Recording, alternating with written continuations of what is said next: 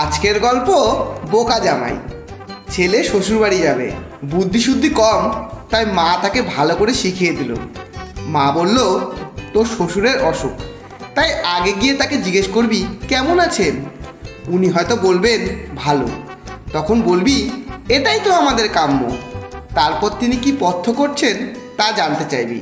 তিনি কিছু একটা বলবেন, তুই তখন বলবি অতি উপাদায় পথ্য, রোজ খেলে তাড়াতাড়ি সুস্থ হয়ে উঠবেন আশা করি।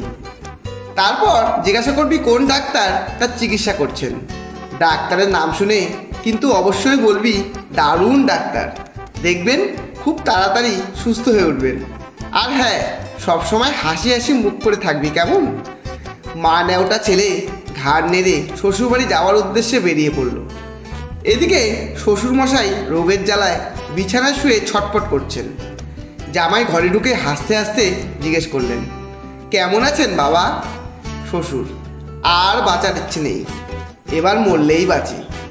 জামাই, এটাই তো আমাদের কাম্য, তা কি পথ্য করছেন এখন আপনি?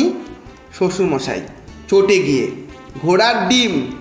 জামাই, বাহ বাহ, অতি উপাদায় পথ্য, রোজ নিয়ম করে খেয়ে যান, দেখবেন ভালো হয়ে যাবেন শিগগিরই।